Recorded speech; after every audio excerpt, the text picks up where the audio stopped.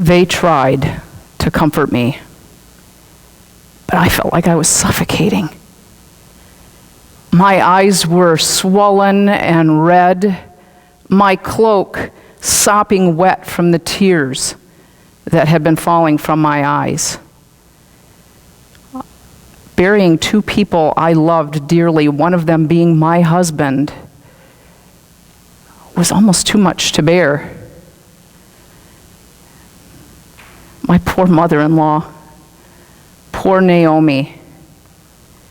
You see, I never had a chance to meet my father-in-law, Elimelech. He had died a while back. And I married their son, Machlon. Sweet, sweet Machlon. Oh, you wouldn't think it from meeting him and watching him and his brother Kilian. They were like a lot of young men, a lot of brothers. They would argue, they would wrestle, they would roughhouse. And so you wouldn't think of him as being tender and sweet, but I saw a completely different side to him. And so imagine, poor Naomi, having buried her husband, and now having to bury both of her sons. Who would care for her? And she was the sweetest woman I had ever known. She was so kind to me, so hospitable, so gracious. You see, some people probably look at me and think, I come from the wrong side of the tracks. I'm a Moabite. I don't know what you know about Moabites, but we worship a different God, different gods than you worship. And we have kind of an interesting history. If you trace our family roots back to their beginning, the man you'd go all the way back to is a man named Lot. See, and there was this one night, Lot had had a little too much to drink, if you know what I mean. And he was just Lot and his two daughters, and his daughters were really worried about what would happen to them if there's no men for them to marry. How on earth are they ever going to have children? And so one of Lot's daughters came up with this wild plan. Well, Dad's drunk. How about if I go in and take advantage of him? That way, maybe we can have children of our own. That's how my people started. But that's not the end of it. We've got some other interesting things in our history as well. You know, we have some really fascinating kings that go back a ways. One of them in particular being King Barak. Perhaps you've heard of him. He hired the prophet Balaam and wanted Balaam to curse God's people, to curse the Israelites. Well, thank goodness that plan backfired. So I wonder, because we had so many gods, if this is why God, Naomi's God, didn't want us to marry them or them to marry us. And yet Naomi was so sweet and welcomed me. I think God's fear was that these people would lead God's people astray. But in my case, the exact opposite happened. She led me to God. And so, having no one to care for her, no husband left, no sons left, and knowing that the famine was over in Bethlehem, Naomi decided to return home. Well, she had been so kind to my sister-in-law, Orpah, and I, that we couldn't let her go make that journey by herself. We didn't want her to be all alone. So we decided to set out with her. And as we talked, we were reminiscing and recalling things about Machlon and Kilian. And we had some good conversations. But Naomi did something kind of unusual. You see, when we took off and left, I think all of our family and friends thought we were crazy, and I started to wonder if Naomi thought the same thing, that perhaps we were a little crazy, because she said, I think you need to go back home. And so she thanked us for our kindness. She blessed us, and we kissed one another, and she said, go back home. What sort of future will there be for you with me in Bethlehem? Are you going to wait till I'm old enough to have more children and then take a chance on them being boys and then you can maybe marry them in the future? No, you need to go home.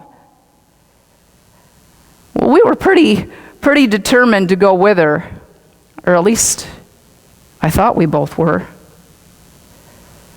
But I think the thought of leaving virtually everyone she knew, all of her family and all of her friends, and the fact that it seemed that Naomi no longer had any hope, I think that was just too much for Orpah. And she turned around and went back home. And so the waterworks started all over again. We said our goodbyes, we hugged and we kissed. I wonder whatever became of Orpah. I don't know. Well, we took a few more steps, and Naomi said, you need to go back home too, Ruth. There's nothing for you here. I guess the whole, I'm not so sure where we stand in the hope department really didn't sink in with me, because I almost couldn't believe what I heard myself saying. I begged her not to send me home. I begged her to let me go with her, and I said, wherever you go, I will go. Where you stay, I'll stay. Naomi, your people will become my people, and your God, my God. Wherever you die, I'll die. That's where I'm going to be buried. And whatever happens, even more than that, may God grant it if death parts us. I think she began to see that I wasn't simply being stubborn and that I was determined to go with her. And we had no clue what to expect. No clue what to expect when we got there. Did you know that people can live for weeks without food? They can live for days without water. They can live for a few minutes without air. But it's pretty difficult to live 1 second without hope. And even though it seemed maybe like Naomi had lost a sense of hope, I still saw it. I saw it in her. Her presence gave me comfort. You see, once I married Mahlon, she was my family. I couldn't abandon my family. Her presence, especially now that my husband was gone, comforted me and gave me a sense of hope. So that's why I said to her, we're family, so where you go, I'll go. Where you stay, I'll stay. Oh, and that whole thing about your people becoming my people, oh, it has serious implications for me and for you. Would they welcome me? I didn't know what to expect. I didn't know what to expect at all. But I knew this, that if there were more people out there like Naomi, I wanted to find them. I wanted to be a part of that kind of people. I wanted to belong with them and to them. Because I heard stories from her, stories about the God of Israel and how God had saved the people, how he freed them from slavery, led them through the river, on dry land. I had heard all those stories from her. And if that's the kind of God these people follow, I want them to be my people. But you know, God's people aren't perfect. Perhaps you've experienced that a time or two. Would they welcome me? I'm a Moabite. Would they turn their back on me? I don't know. But I think in those circumstances, knowing that God's people aren't perfect, may not always welcome us, I learned, and I hope you would too, that we still claim and that we still say, your people are my people. I still want to belong, even though they're not perfect. Because I learned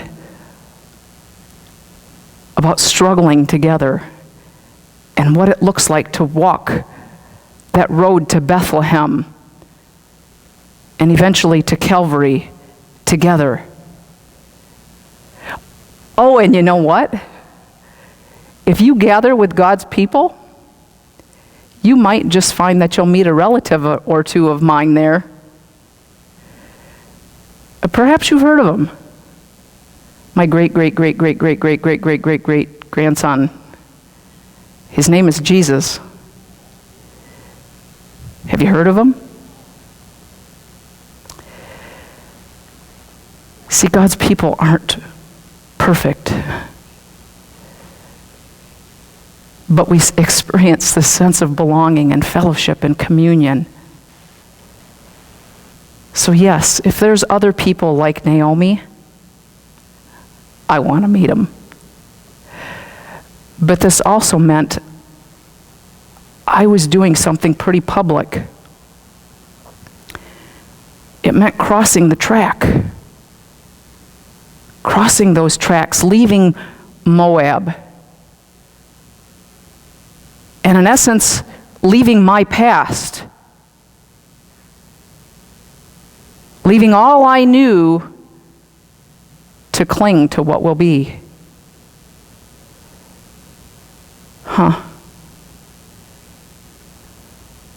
Have you ever had that before? Where you've left part of your past,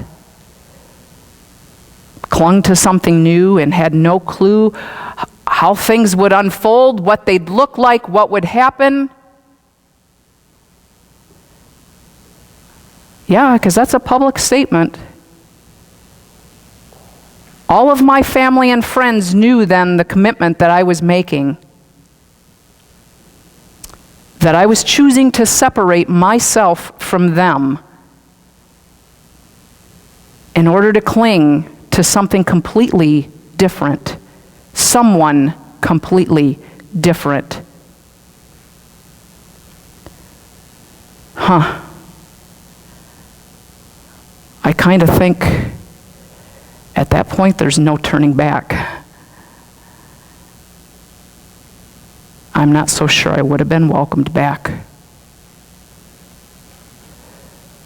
But this didn't have anything to do with claiming her people as my people either, because I said to her, your God will be my God. See, Moabite gods, the whole thing's a little bit different than worshiping the God of Israel. God was with God's people. The Moabite gods weren't physical, tangible gods. They represented something. They were symbols of something very spiritually dark and evil. So who wouldn't naturally say, well, if there's a God that gives light and is all-powerful, all-knowing, all-loving, who wouldn't want to choose the better of the two? But it wasn't simply just choosing and saying, well, I'll follow that God today. No. It involved a serious change here in my heart. And it impacted so much more because this God is a God who saves. And so that made me free then from having to worship those other gods that represented evil and the spiritual darkness that I was trapped by and sometimes didn't even know it. It freed me from that. But it also freed me then from ever having to follow the kings of Moab that were leading the people away from God, and follow God as my king, committing my life and submitting to God's will. That involves some serious change too.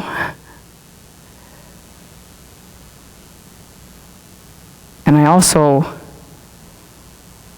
knew and understood then what it looked like to be in a relationship with Naomi and her people in a different way, as I knew that they would teach me and show me what it looked like to follow God. I went from clinging to Mahlon, to clinging to Naomi, to clinging to God and whatever will be. Yeah. Because though the famine was over, we really didn't know what to expect. Naomi had been gone for so long. We had no clue if people would remember her, if they would welcome her home, how they would treat me, if we'd have any food, or if we'd die. Yeah, so the whole thing about I'll die where you die, there was some truth to that, wondering, are we going to die if we go here? So maybe sounds a little pessimistic, but it's really not. Because really what I meant there was, yes, where you die, I'll die. I'm going to stay there with you. I'm planting myself there with you. But it meant a lot more than that, because it meant something that we share beyond this life to do with what God promises as far as eternal life. Yeah, I'd say I think Naomi saw just how determined I was, and that it wasn't simply a matter of being stubborn. We had some good talks as together we clung to each other and what would be as we continued that journey together toward Bethlehem, toward new life. What are you clinging to?